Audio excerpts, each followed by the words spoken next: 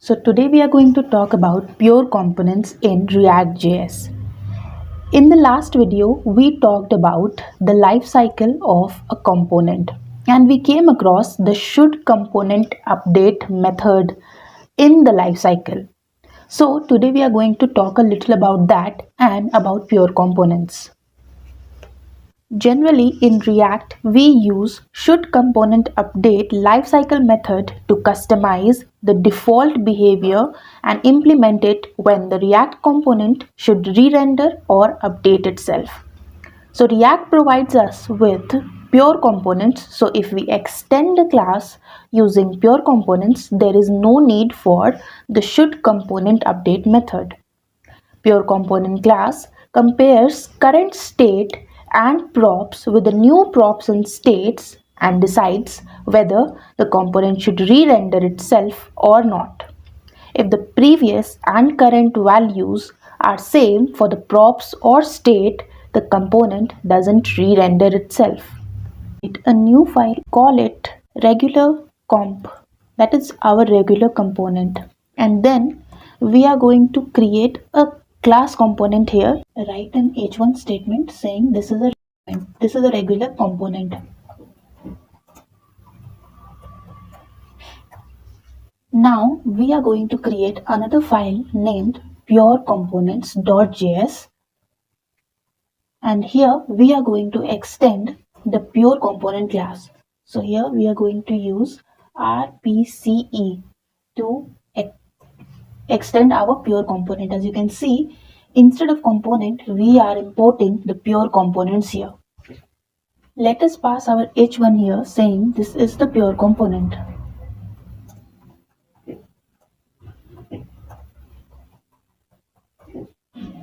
We are going to create our new file and name it parent.js. So this will be our parent component and we are going to extend the class component here. So we will just use RCE and extend the component class, and inside it we are going to include our both regular component and our pure component. So we are done with importing that, and now let us go ahead and call a constructor inside our parent component. So inside constructor we will pass props, and we are going to set a state property using this dot state. Inside our constructor we are going to add our super keyword and pass the argument props, and now we will call this dot state and we will assign it to same counter, which is set to 0. So we are done using our inside component did mount. What are we going to do is that we are going to change the counter property from 0 to 1. So for that, let us call set interval, and inside set interval we are going to pass an arrow function and we will assign it to this dot set state, and our set state method is going to set counter to counter plus 1 every 1 second. So we will include 1 second as our interval. So we are done with that, and then let us go ahead and also add an h1 inside our return and say this is the parent component.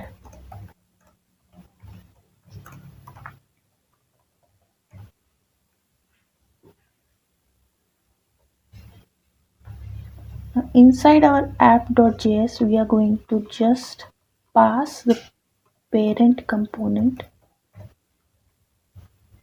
So we are done with that. inside our parent component, so we will just edit this line and then we are going to hit Ctrl S, and now we should see the output. So this is the parent component, this is the regular component, and this is the pure component. So now presently we are not having any difference, that why we should use the pure component. So let us just go ahead and add some console.log statements in all our files so that we can see the occurrence of each of the render methods. Let us go ahead and add our console.log statement inside pure parent component first and say the parent component rendered. Next, inside our regular component, we are going to do the same thing and just say the regular component rendered, and for the pure component also we are going to do the same.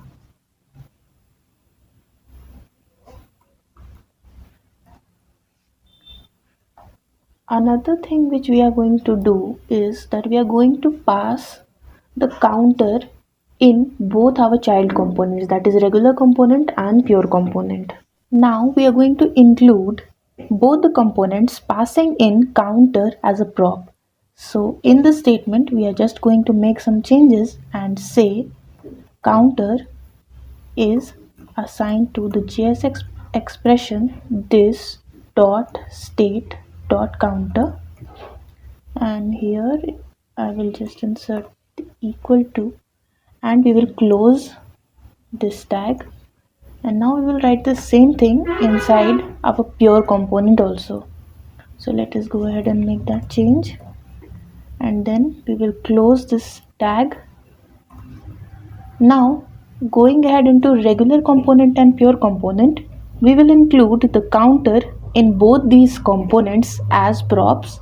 So we will just include the JS expression and say this dot props dot counter, and let's go ahead and copy that and pass it inside our h1 in our pure components. Now if we save all these files, now if we see the output, let me just clear the console. You can see the parent component has rendered, the regular component has rendered, and again the parent component has rendered. The pure component is rendered only once, but the parent component and the regular component are being rendered at an interval of 1 second again and again, but the pure component doesn't do that. Why?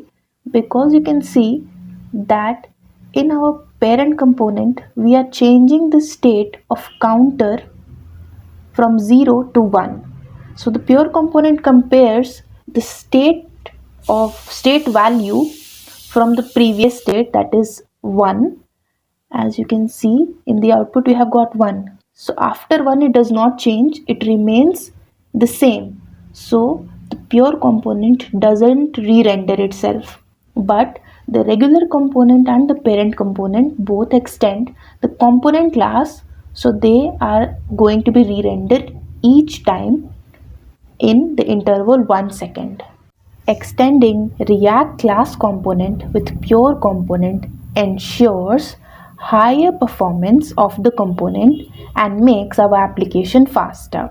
While in regular components, it will be re-rendered either the value of state and props change or not. That is the case with our regular and parent component. They are being re-rendered each time without noticing any change in the state or the props. While using pure components, the value of state and props are compared using shallow comparison, and it takes care of shouldComponentUpdate method implicitly. What is shallow comparison? Let us have a look at that.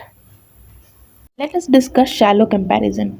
It checks for equity when comparing scalar values, that is numbers, and strings. It compares their values and type and returns true if both are same.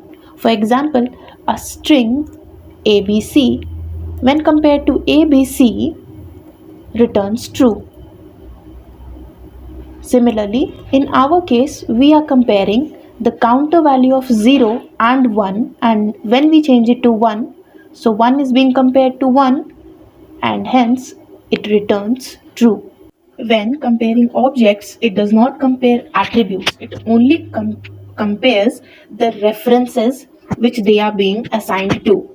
For example, do they point to the same object? For example, if we consider an array which has a value 1, 2, 3, and this is a variable named A, and if we pass the same value in another variable named B, and the third one, variable C, is assigned to A, then A shallow comparison B will not return true, but A shallow comparison C will return true.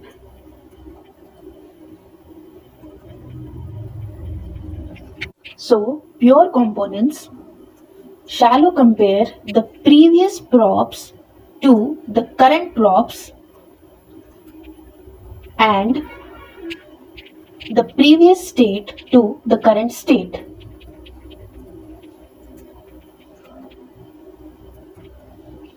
And if there is a difference in both, only then they re-render themselves. There is a possibility that if the state and prop objects contain nested data structure, then pure components implemented shouldComponentUpdate will return false and will not update the whole subtree of children of this class component. So in pure component, the nested data structure does not work properly. In this case, state and prop objects should be simple objects and child element should also be pure, means to return the same output for the same input values at any instance.